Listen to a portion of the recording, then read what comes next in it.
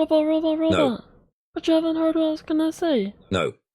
Got a new 50 series GPU. How did you manage to get a 50 series card? You can't even hardly buy them and they cost an insane amount. How do you keep affording all of these purchases? I'm in huge debt. And I have a credit card. I don't know why I even asked. Of course you are. Well, which 50 series GPU did you get? I got an RTX 3050. Well, whatever, at least it has 8 gigabytes of VRAM. We can work with that. I may have gotten a 6GB version. Motherfucker. Hello and welcome to another amazing robot and cat video. Today we will be looking at the Intel Arc. Oh wait, no, sorry, old habit. Today we will be looking at the RTX 3050 6GB version. This GPU was the last 30 series GPU to launch and came out on February 2nd, 2024, making it about 1 year old this month. For reference, the original 3050 came out in January of 2022. And why, you may ask, did Nvidia come out with a 6GB version at all? Why did it take so long? And why isn't it called a 3040? You may also be wondering what the heck is even the point of this GPU? And what better source to answer all these questions than Nvidia's own CEO? That's right, folks. Longtime owner Mr. Krabs is opening a new restaurant called the Krusty Krab 2. First of all, congratulations, Mr. Krabs. Hello, I like money. What inspired you to build a second Krusty Krab right next door to the original? Money. Okay, admittedly that was not super helpful. The most logical reason of why this GPU exists was that Nvidia had a lot of extra low-binned chips of failed GPUs and wanted to sell them to make more money. And this is a $180 MSRP card. But more than just greed, this version of the RTX 3050 has an interesting feature. And that is that it does not need to be connected to a power supply to work. That is right. This card is a strong independent GPU and don't need no power supply. But it is not magical. It still needs power, but it draws its power from the motherboard through the PCIe slot. In all, the GPU maxes out at 70 watts. So while its price to performance is amazingly awful, it brings with it some interesting use case scenarios. Imagine this. You can take this GPU and plug it into any office computer or any PC and turn it into a budget gaming machine. It is also very small, so it is ITX friendly in both size, and the fact it does not require a PSU. While we are not testing this GPU in an office PC, we will still be testing it in a budget ITX system, because nothing says budget like ITX. Although I would like to try to test it in an office PC at some point, but that will have to wait for another time. For our tests today, we will be using a Ryzen 5600 with 16 gigabytes of 3200 megahertz RAM. And of course, we will be testing at 1080p. So the question will be, of course, how much performance can we get out of Nvidia's ultimate and cheapest budget GPU that is still being made? How far can a GPU that does not need a power supply go? And how effective are Nvidia's feature sets with such a low-end card? As a reminder, this card can ray trace. We certainly will not use that fact to torture this GPU. With all of that out of the way, let's get to the benchmarks. Oh right, how could I forget? Sire built yet another PC, and in doing so moved most of the parts from the Calico PC into a new build. Unrelated, we have channel membership if you want to support the channel, and the cat's computer part debt.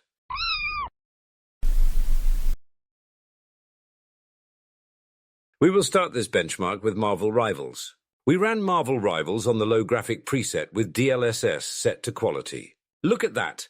We are already using an Nvidia feature, and it doesn't even have the word AI in it. On our low preset with DLSS, we averaged 91 FPS, with a minimum of 58 and a max of 130 frames. It should be noted that you can also disable global illumination and reflection quality if you want more performance. For a GPU that does not need a power supply, this was a pretty impressive performance.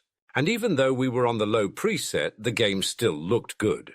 Our 3040 impressed me here. Sorry, I mean our 3050. Nvidia does love naming their GPUs wrong in the hope of more money, don't they? But I mean, how cool does an RTX 3040 Ti sound? Maybe even Ti Super? Nvidia really missed out for a great name here. Right, well, so far we are off to a solid start for our 3040 Ti Super. Fun fact, the 30 series cannot use DLSS frame gen. If we want to use frame gen, we have to use FSR 3 frame gen, courtesy of AMD. Leave it to anyone but Nvidia to keep their own hardware relevant. So, for the Monster Hunter Wild benchmarks, we can use DLSS but not DLSS and frame gen at the same time. I know so many of you were wondering how well the 6GB 3050 could do in this benchmark. I know, it's a hot topic from one of the most popular GPUs, so of course you all want to know. Don't worry, we have you covered. Right, so running on the lowest preset with FSR and frame gen, the game did not look good. I mean, just look at this. It looks like an old Xbox game. Right, well, if you are feeling nostalgic for older games, these are the settings for you. On these settings, we averaged 93 FPS, and we will round up because I said so. For our score, we got 15,884, and the benchmark said it was good. So that means the 3050 is good here, I guess. Running on the lowest preset with DLSS set to fuck it, we averaged 58 FPS with a score of 19,842, and the benchmark still says it's good. But it's not good enough for me. Let's turn up the graphics and torture this 3030 Titan. Setting the preset to Ultra and ignoring the games warning that our 6GB VRAM card was not good enough, we marched on with the test. Don't worry though, I am not a monster I allowed DLSS to be on. Well, we might not be getting the highest frames, but at least the game looks like it was made within the last 10 years now. While this definitely did strain our RTX 3040, let's see what the benchmark itself thought of our card's performance. Look at that, we averaged 16 FPS and scored 5,469 points with a raving review of some setting changes required. Well, I think we have seen all that there is to be seen here. Moving on. Was I a bit rough to our 3050 on that last benchmark? No, of course not. This is a modern GPU. It's only 1 year old after all, so these are perfectly valid tests.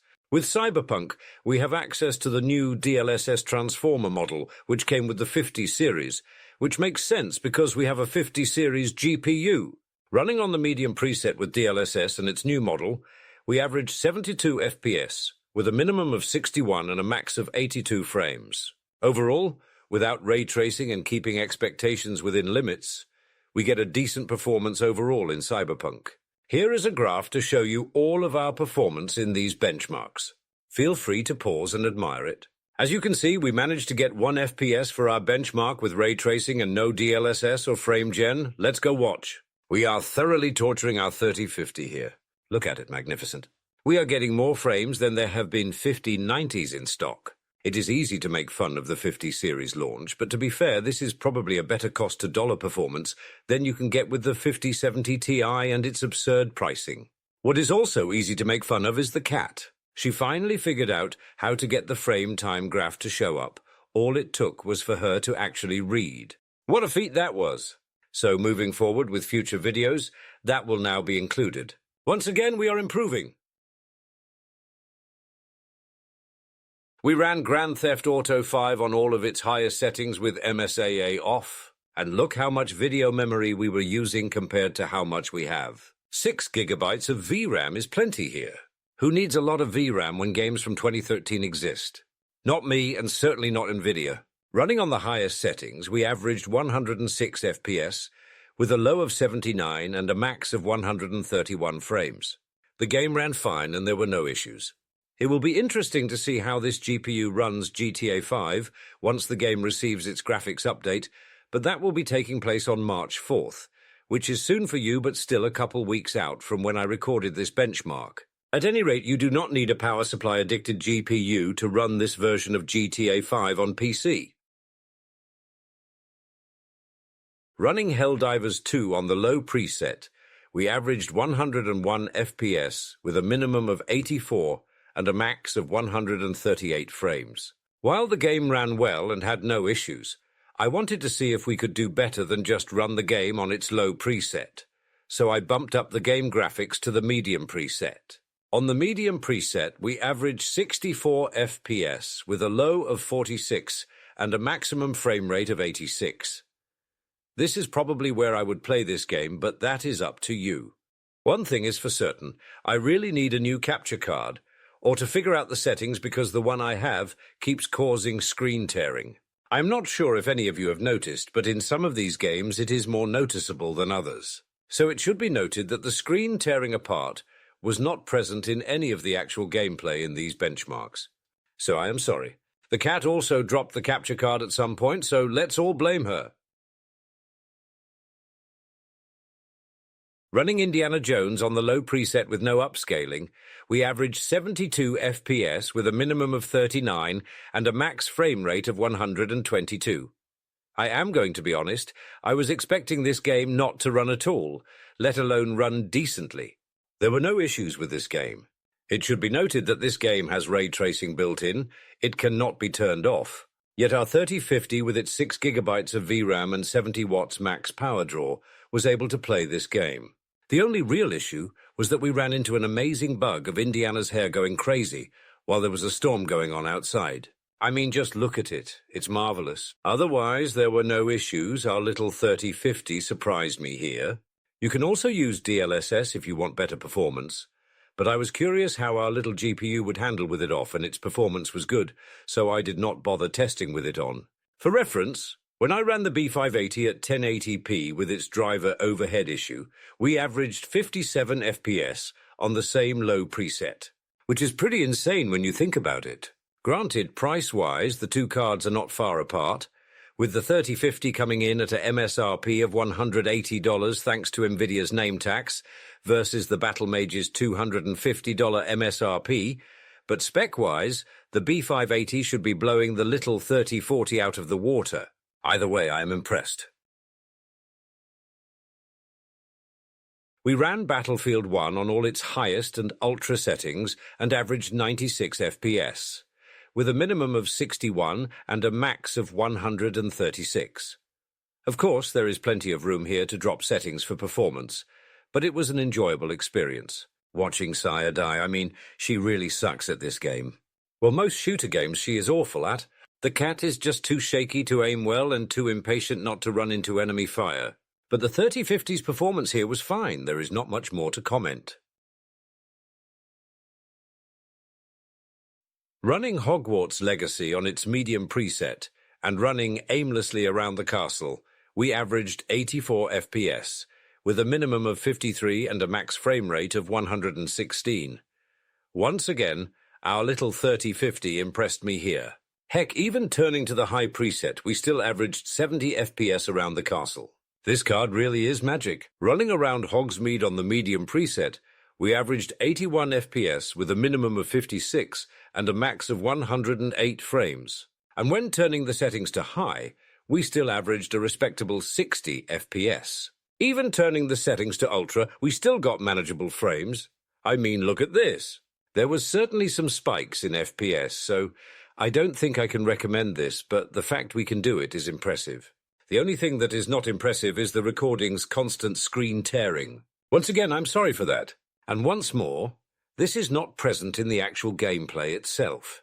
If you ever need to have someone let you down, just tell the cat you are a capture card, and she will drop you faster than AMD drops the ball every new GPU launch. The screen tearing could also be happening for the fact the capture card only supports up to 60 FPS, and we are not capping our in-game frames to match it, or our monitor's refresh rate. In any case, it's just a skill issue and not a problem with the RTX 3050.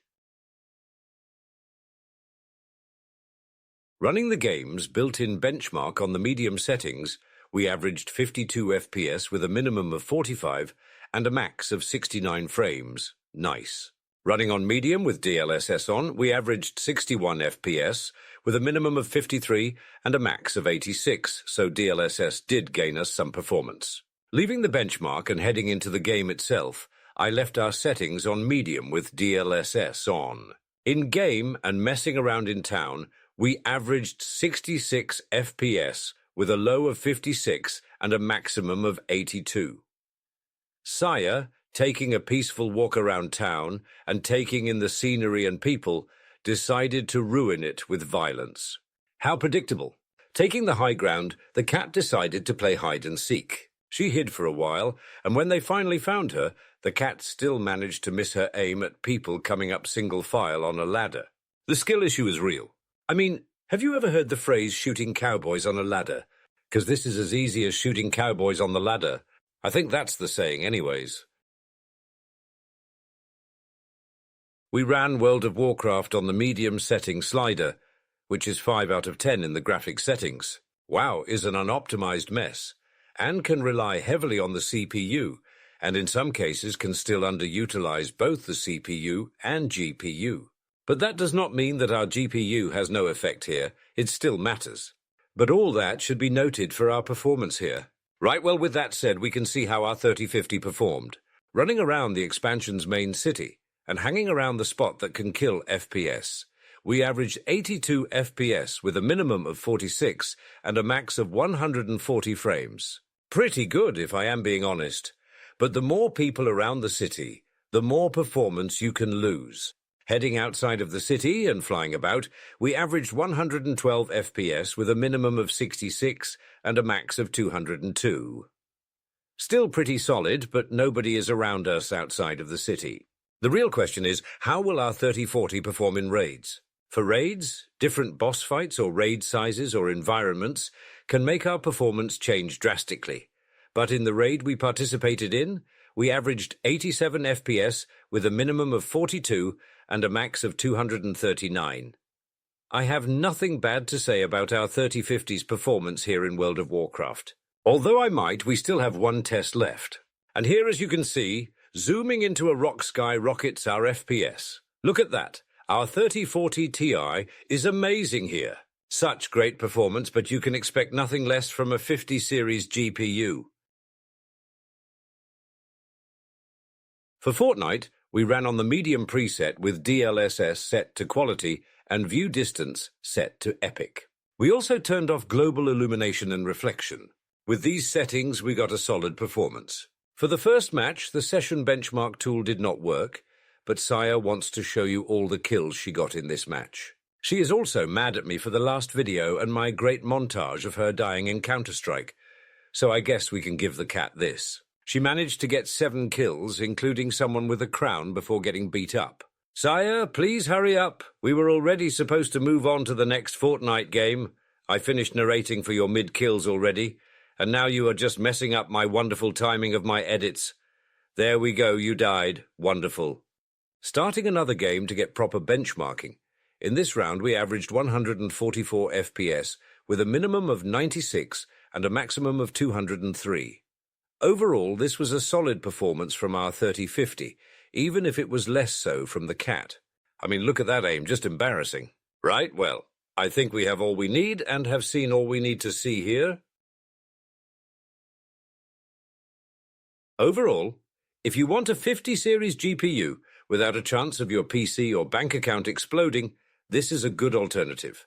Jokes like the 50 series launch aside, I was not expecting the 3050 to perform as well as it did. I think the real lesson here today is you do not always need the latest or greatest or most powerful GPU to get a solid gaming experience. I get that some people want to run on the highest settings at all times and play at higher resolutions, and that is fair. But I think it's easy to forget how far PC tech has come and just how great of a time you can have with most hardware. But I do get the want to have the latest and greatest, and I know the cat gets it. I mean, she has a 4090 and probably would have went into massive debt to get a 5090 if they were even available. But it turns out them not being in stock was a blessing. Between letting the fire department know when you are gaming, or the black screen driver issues, or the fact that many 5090s are coming up short on their advertised specs, the 50 series is a mess. And that doesn't even touch on the fact that their pricing is crazy inflated, or the fact that they came with a paper launch so thick that I'm surprised Nvidia didn't hire Michael Scott to manage it. But luckily for us, we do not need a 5090 because we have the great, the powerful, the RTX 3040. Sorry, I mean the RTX 3050. So if you want a budget GPU that has Nvidia features like DLSS, you hate power supplies, and you only want enough VRAM that you can count it on one radiated hand, this is the GPU for you. I don't think there is much else to say here. You can go now, I am done. Make sure to like and subscribe and have a wonderful day. Bye bye everyone, thank you so much for watching. Make sure to join my channel membership for